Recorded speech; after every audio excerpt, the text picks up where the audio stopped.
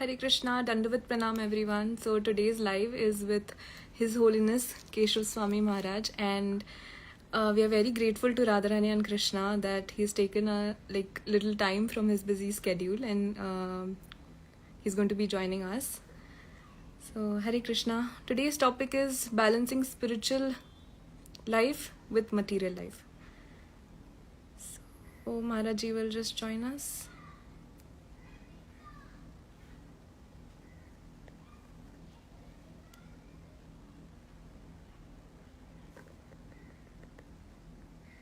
Hare Krishna.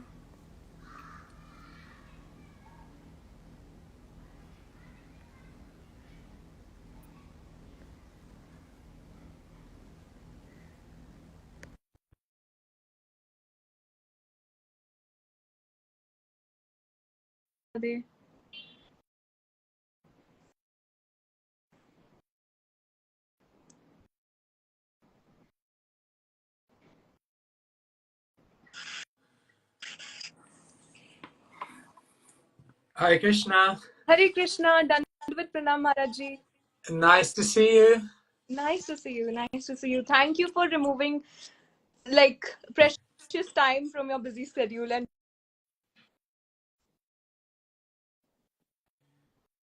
Yes, I'm really happy to be with you. Sorry, I just lost you for a moment there. I'm in London at the moment. I just came back from America and I'm on my way to Sri Vrindavan Dham, if Krishna allows. Jai, Jai, Jai. We are very grateful to have you here. Grateful to Krishna and Radharani. So Maharaj, today's topic is balancing spiritual life with material life. So nowadays youth is everyone's behind material life and gaining those material coins and forgetting about bhakti coins. But unfortunately material coins are not going to go ahead along with us in the next journey, or our soul's journey, which is our next birth. Only bhakti coins, or the bhakti or the naam we take, is going to go ahead with us. So how balancing spiritual life with our different responsibilities in our day-to-day life, how to do that, Maharaji? Can you just elaborate on that? Yes, thank you so much. That's such a nice question. I like your point about the bhakti coins, eternal bank balance. I guess the first thing I want to share with you is that for a devotee, in one sense, nothing is material in their life. And this is the first principle I want to share with you, that the way in which we collate many bhakti coins is by infusing Krishna, infusing spirituality into everything we do. So if you're a mother, you're not just a mother, you're a spiritual mother. If you're an entrepreneur, you're not just making money, but you're a spiritual entrepreneur. You're making impact, you're making a change to people's lives. If you're an artist, you're not just painting any picture, but you're painting pictures which inspire people to have a window into another world of eternity. And so what we do in spirituality is we learn to connect everything that we're doing in our day-to-day life to the ultimate spiritual aspiration that we have. And the amazing thing is you can add Krishna or you can add love and spirituality to anything. We tell people food plus Krishna equals prasad. Music plus Krishna equals kirtan. Like that. Anywhere plus Krishna equals Vrindavan. And so when you add Krishna to the equation, everything becomes spiritualized. And just one other thing I want to share is that what I encourage people to do is have some part of their day in which they don't do anything of this world. In other words, 1 hour in the day when you turn off your phone, you turn off your computer, you turn off even sometimes talking to anyone else, and you spend that time alone, in solitude, trying to really deeply connect with God, with Krishna, with divinity, like that. Right. And like His Holiness Radhanath Maharaj also says that giving a smile in the right consciousness is also a service to Krishna. Yeah, Yeah, yeah, yeah, and seeing divinity in everyone is automatically changes the consciousness behind everything. Like if there is a mother, her family members are there in the material life. She can always see they are Krishna's children, and she can right. see the parcel of Krishna in that person, and by serving them is not a material life or an ordinary day-to-day duty she's doing. She is serving Krishna. Yeah, She's doing services to the Lord by pleasing or serving his devotees to please Krishna. yeah. Sometimes people think when you become spiritual, then you become detached from everyone. But actually, what happens is you learn to love them, you learn to have affection, you actually become closer to them, but in a spiritual way. Yes. Yes, very true, Maharaji. And the next question I had is that whatever opulence we have in our material life, may it be fame, money, wealth, Krishna has given us, blessed us with certain things, good health. Um, it's a rare thing, and it's because of our good deeds or good karma from previous birth. That's why this blessing is given us, or Krishna is seeing all these things and it's been given to us, but unfortunately we don't use it for the service of the Lord. We use it for our selfish needs, or we can't say selfish, but we use it on ourselves. But if Krishna has given us this blessing, how important it is that we use it for Krishna's service and to help others.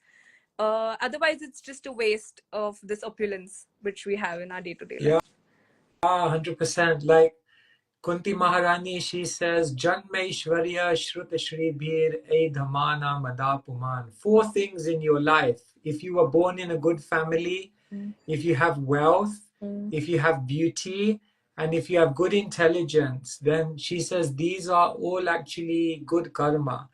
But as you mentioned, if you don't use these things in contribution to others, if you don't use them in service, if you don't use them to bring about spirituality in the world and to serve God, then actually these things can make you more unhappy. Sometimes you see the richest people in the world are unhappy. Sometimes you see the people who are so famous, who are so much beauty, so much, but they're inside, they say smiling faces, crying hearts.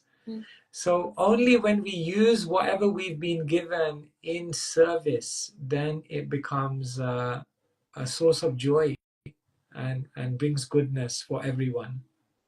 Right, and somehow I feel that Krishna is very merciful. He only gives, I feel, in devotee's life, it happens somehow like Yudhishthir Maharaj got the, Simhasan or the crown because he wanted to give to others. Yeah.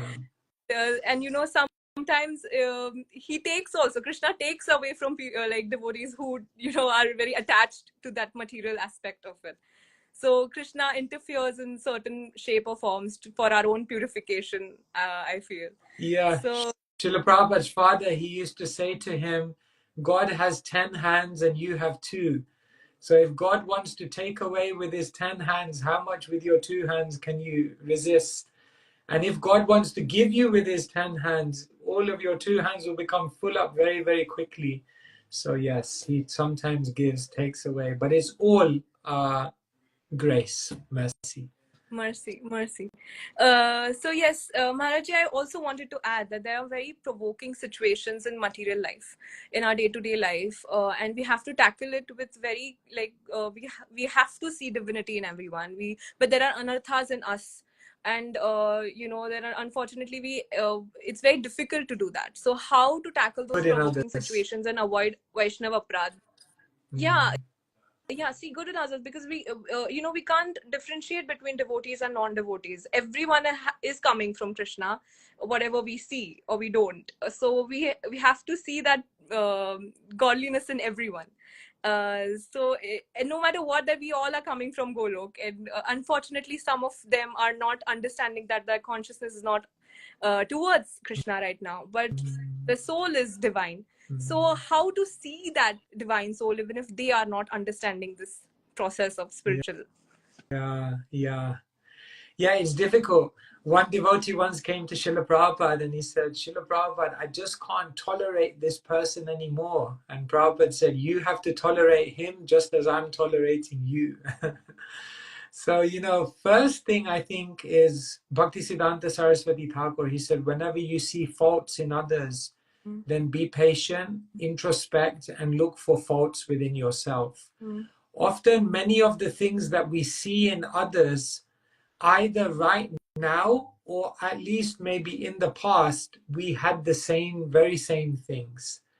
And then when we see that we also had that same Mm. thing, then we realize, well, devotees were kind to me and they encouraged me. So I have to try to encourage others also. Mm. So sometimes they say when it comes to other people's mistakes, we're like judges. And when it comes to our mistakes, we're like lawyers.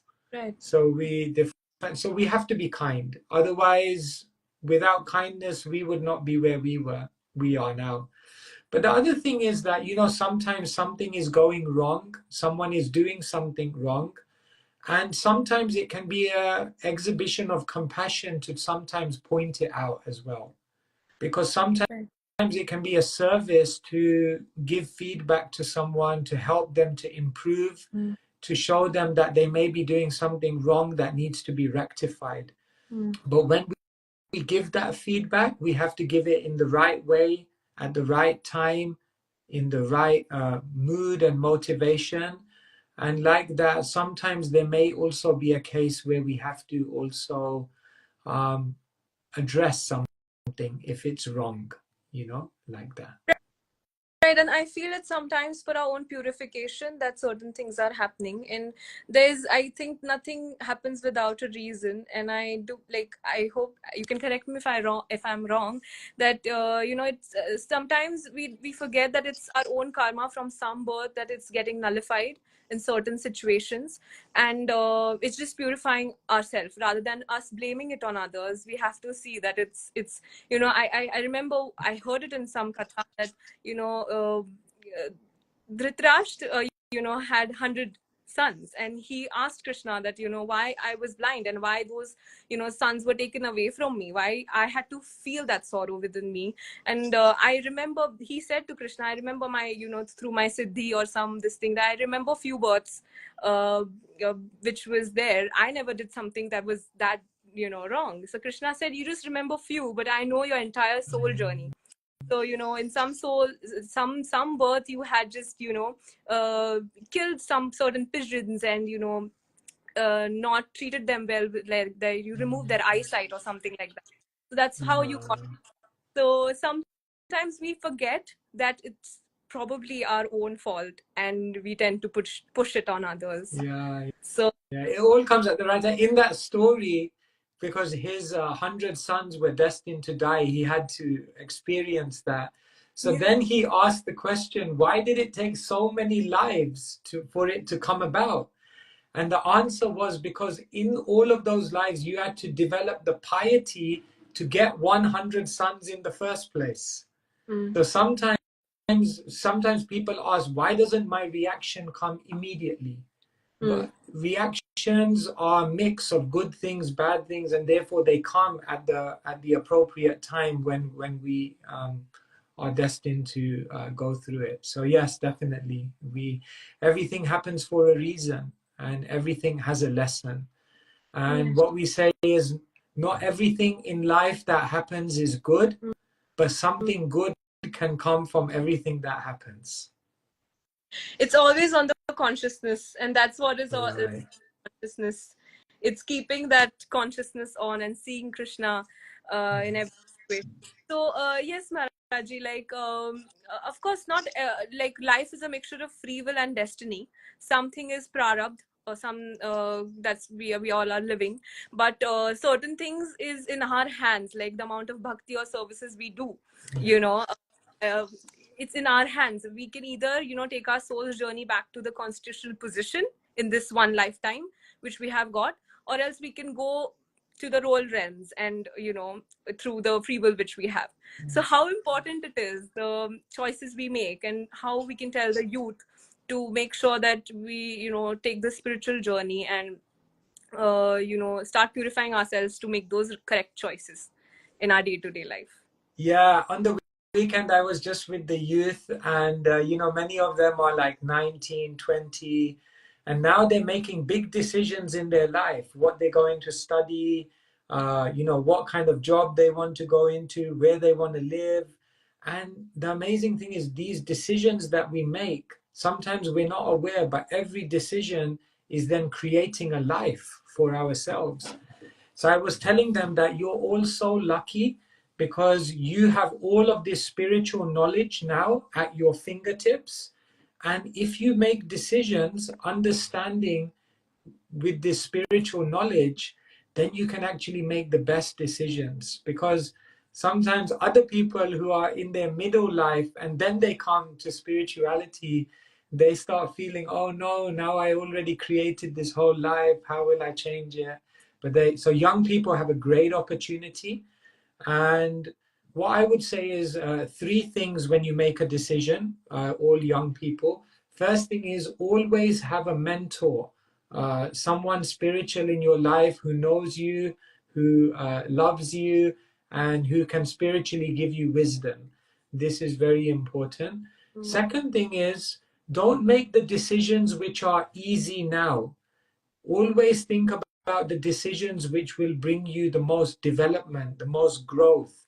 Sometimes you have to make hard decisions in the beginning, but later on they give you great benefit. So don't always look for the easy decisions. That's the second thing I say. And the third thing I say is that once you've made a decision, then don't keep looking back.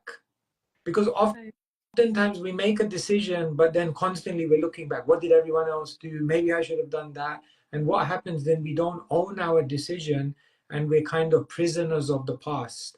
So once you've made a decision with wisdom, with consultation, go ahead. And Krishna will be with you. Yeah, and sometimes we have to make a very powerful decision. While going into spiritual life is not like a piece of cake. I feel there are, Krishna tests you at every level. And when you make a choice that you want to go ahead in this journey, Krishna will always test you whether or not how serious or sincere you are with every step you go. So there's always going to be a choice between Krishna and Maya Devi. So every time you keep choosing Krishna, you keep passing the test and you keep going towards the Lord. Yeah. They say if a road doesn't have any obstacles, then it probably means it doesn't lead anywhere significant. Yes. Very true, Maharaji. And yes, the question which I had is that Vedic texts have both philosophical truths as well as stories about Krishna. So, and we have been grown up hearing a lot like about Krishna's pastimes and, many stories. But how important it is that we read our scriptures and because sometimes we do feel that we know the stories. Why do we need to read Gita or our Puranas which are there? So what's the importance? Thank you. Yeah. The beauty of the scriptures is that not only do they give it an incredibly beautiful story, but what they do is they also teach us the lesson, the meaning, and the wisdom which can help us in our life right now. So the scriptures, you can read them again and again and again because they can reveal so many things to us. And they can be seen from many different angles of vision. For example, when Putana comes and tries to kill Krishna, then Krishna closes his eyes when he's sucking the milk from her. And the acharyas, the great teachers, they explain there's many reasons why Krishna closed his eyes. Or when Krishna is playing with his cowherd boys and then he eats dirt, the dust of Braj, and his Gopa friends complain, then it's explained that Krishna's eating dirt has also many different reasons. So these stories, they have unlimited levels of detail and they have unlimited meanings and lessons. And therefore, the devotees are always reading them again and again and again. Yeah, and somehow somehow it also purifies our heart, and that's how we see that consciousness. It's difficult to see divinity in everyone or everything, but I guess it's only by Krishna's mercy and Radharani's mercy or our Guru Maharaj's mercy that we get that level of consciousness to just be humble and polite, and day-to-day life just see Krishna in everyone and act accordingly. So Yeah. Reading the scriptures is like taking a bath. Is mentioned Jalashnanam dine dine, that just as we take a bath with water every day to clean our body, we don't say like, no, yesterday I took a bath, it's okay, I've already done. No, every day. So similarly, every single day we bathe our mind in these wonderful words, and they, as you say, they bring about these beautiful qualities like humility, gratitude, kindness. And when we live life with these qualities, life becomes easy. Otherwise, life is so hard. very true, very true. Life is very hard. And, Prabhupada also used to say that I feel that, chant to the dogs and animals and, trees or whatever it is, their soul is divine. Like, even if, and sometimes I was in Govardhan Eco Village. So, so my Guru Maharaj's home, you can say. So, so out there also I used to chant to the trees. And one time, like, one Prabhuji just came, and you're like, what are you? So I was saying that I'm chanting to see this, that they are the soul, similar soul which is in the tree. It's similar, that soul is in us. So sometimes we forget that in our day-to-day life, and we treat it with neglect it, I feel. And the But trees are actually glorious. One day Krishna was with the Gopas and they were sitting underneath a tree. And then Krishna looked at the tree and he recited a beautiful verse. Aho esham varam janma sarva prani upajivinam. Krishna looked at the trees and he said, Aho esham varam janma. Just look at these trees. It's an amazing birth. Why? Sarva prani upajivinam. Every single aspect of the tree is offered in service to others. And actually, therefore, a tree is very, very glorious because a tree gives fruits but never eats it. A tree gives shade and never complains. A tree gives so much and never expects anything back. And therefore, trees are actually very, very, so much to learn from them. Right, right. And yes, Maharaji. And one question I had is like, nowadays association is very important for the youth also. Like we say that, of course, Vaishnav's association is only by the mercy of Radharani, and because they are very protective about each child. And how important that it is that we connect with the right people, because that also affects our consciousness. What we see, what we eat, what we hear, and that's how that consciousness will help us take right decision in our life, and what will create our next journey. We are the architect of our own destiny, so that free will be used correctly. So how important it is that we connect and associate with Vaishnavas, and that's how the journey will start and take us to our Guru Maharaj, and then we can go to a bona fide spiritual master, and then the journey starts. So 100%, yeah. Like when I was 21, I was living in Mumbai in the ashram there, and we used to go on the Mumbai trains. okay. And so on the Mumbai trains, when the station is coming, all you have to do is position yourself in the right place. And then when it comes to the station, the crowd starts moving and you don't even need to walk. The crowd takes you out of the train. So Vaishnav Sangha is like this. If you place yourself in the middle of the Vaishnavas with deep, loving relationships, then they will also carry you. They'll carry you to perfection. Right, right. And that's how it's important. And I guess somehow the devotees also push us in our services, and they become like, they help us be more sincere in our spiritual like journey. Sometimes Right. it's difficult, every day to know, or, just do our material life and spiritual life and balancing it out. But we have devotees in our life which they will push us to do better services to Krishna, and that's how we will help each other go back home. So that's how it's important that we all uh, you know be there for each other. Yeah. So I you can say the last question I had was, about faith. Mm. You know, faith in a devotee is very important, and developing that faith is not it's not a easy thing. Like I feel that faith has been always tested in the worst situations in our life, and I feel that even if Krishna's presence is there, but there have been pastimes of the Lord where he comes, and there have been devotees or our in our previous this thing, who have made Krishna eat with their hands, or their own hands, and Krishna has been waited for them. Like, Krishna has done many things for the devotees. He becomes his own this thing, because I remember Prabhupada was being asked a question that can I become God? Someone asked Prabhupada, and Prabhupada was like, oh, why do you want to become God? You can't become God, but you can become someone who is greater than God. Greater than God, And yes. then he yeah, running behind Krishna with a stick. So that's how important, like how Vaishnav is looked upon, and that faith in us, that Krishna's presence is still there. Like, he is in, even like Prahlad Maharaj, for his faith, the Lord came from the pillar. He said, is this where is your Lord? Where is your Lord? Is he in the pillar? Is he in this? So his presence is everywhere, but it's just our eyes can't see that, but the faith in us can see Krishna in everything and everyone. So how to develop that faith? Yeah, how do we develop faith? Radhika Gopi, I think three things. Again, I always say everything in three. I think the first thing is philosophy.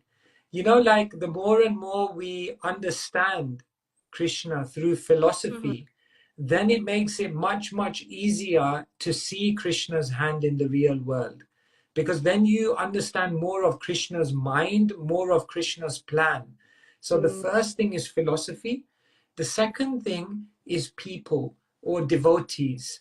What happens is that when we are around people who have faith, when we are around people who are almost like talking to Krishna, I really like being around the devotees, because they would say things like, oh, Krishna's playing a joke on us, or oh, Krishna's making an arrangement, or maybe Krishna's telling us something.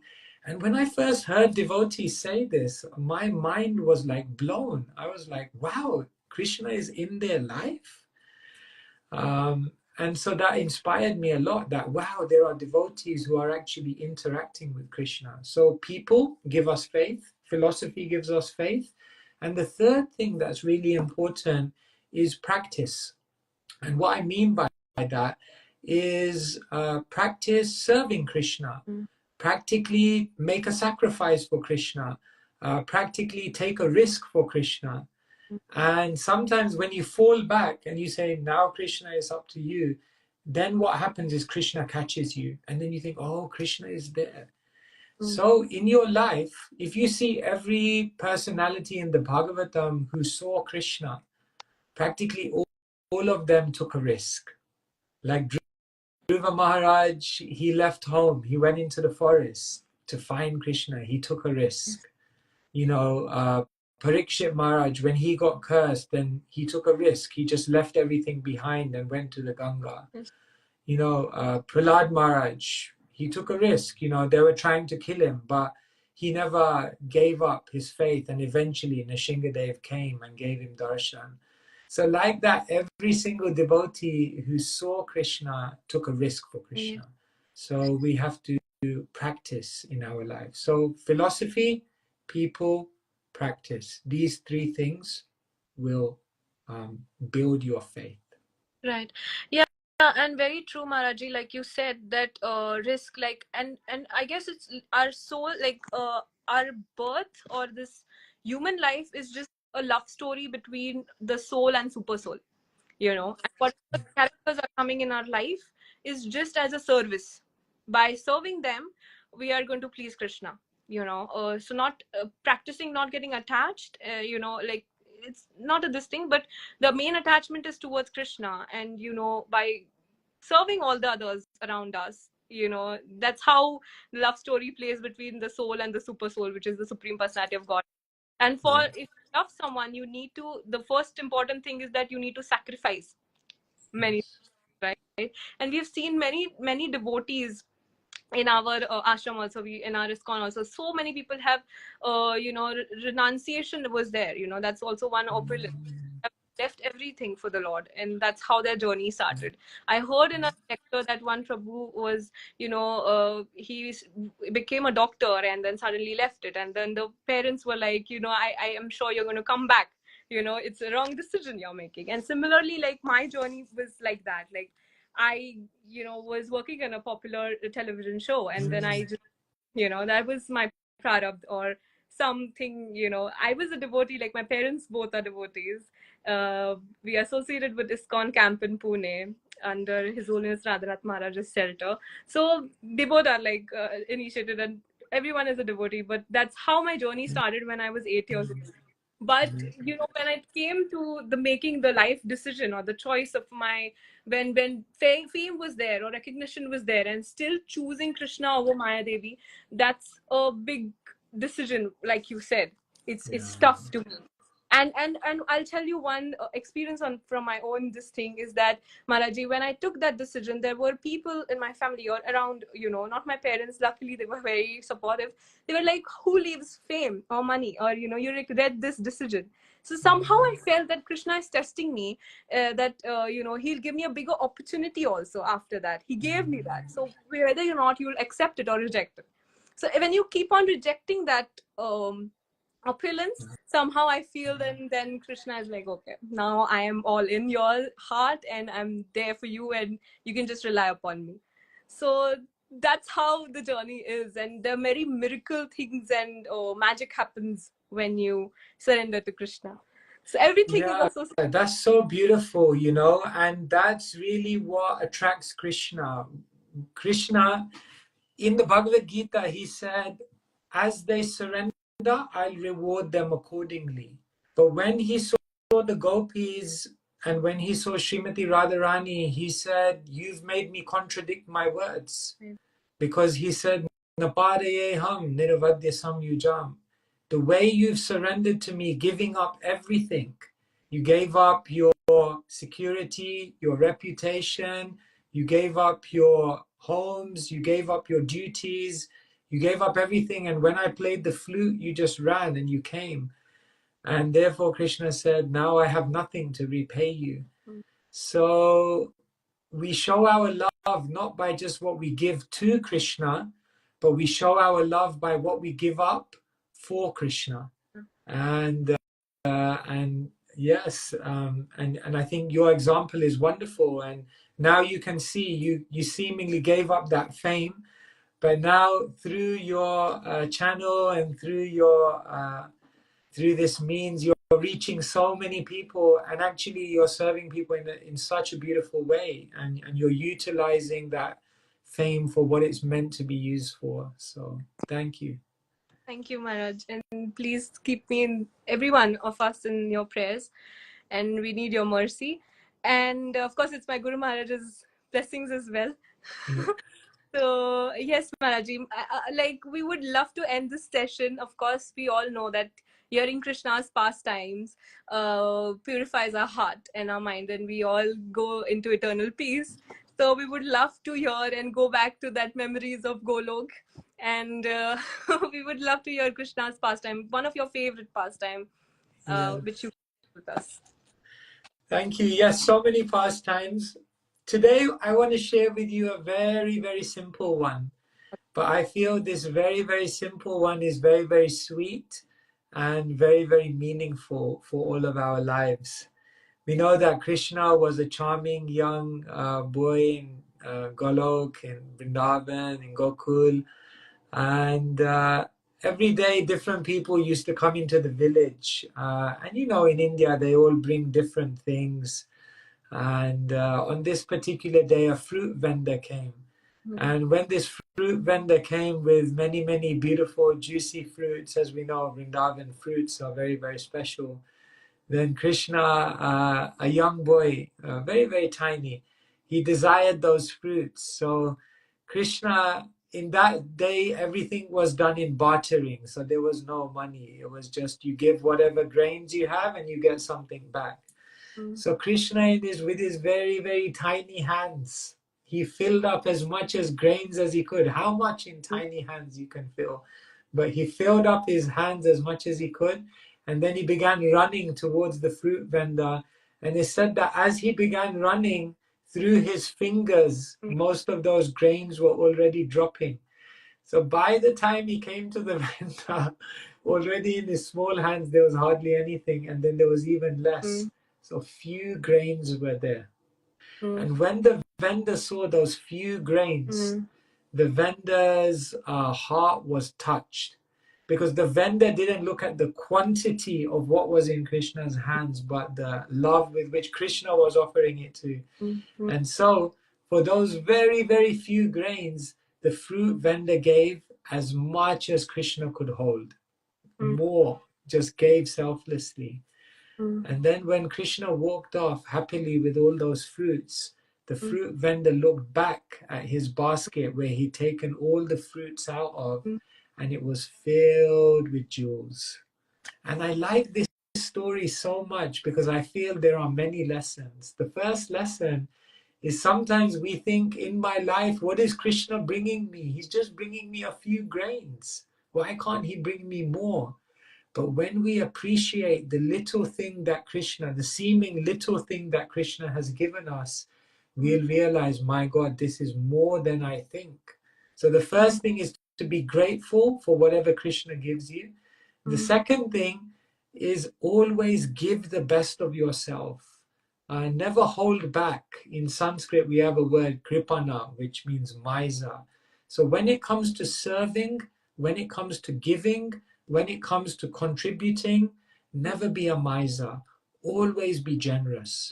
And the third lesson is that when you are generous, then you'll turn around and you'll see that in your life, by giving, you are actually the biggest receiver, and you receive so much in your life.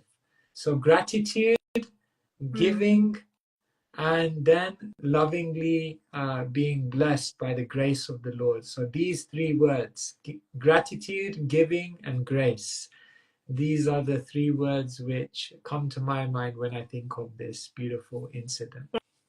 Wow, what a wonderful pastime of the Lord. And thank you for sharing this with all of us, Maharaji. And thank you for this beautiful session. Like you said, the pleasure we get in giving is never like, we don't get it in like taking it or from like, someone. We're never satisfied more than like, so we should always try to give. That was the one point which we learned today with whatever opulence we have. And also with faith that, Krishna's pastime with Mother Draupadi, which was there, it also taught us like she completely had to surrender to the Lord. Like she had such powerful husbands, and the sabha which she was in was so powerful, but she completely, when surrendered to the Lord, then the Lord came. That's why Mother Rukmini, I guess, asked, why didn't you go earlier?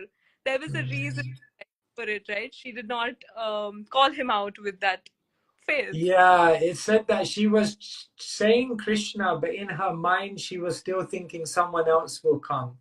But then when she finally put her hands up and said, Govinda, at that moment, there was nothing else in her mind except, and then Krishna came.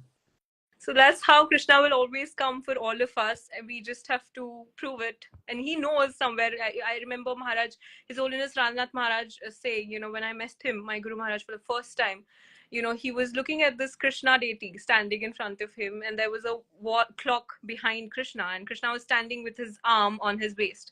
And Maharaj just said that, Krishna is just waiting for all of us, and you see, is ticking. The Oh, clock. okay. Yeah, right. Like we use the time which is given in us, this beautiful human birth and life, for Krishna's services, and we serve each other. So thank you for this beautiful session, Maharaji. And I don't know when you're visiting India, and we would love to have kathas. I remember you were at Chapati temple when you visited, you gave a katha and all.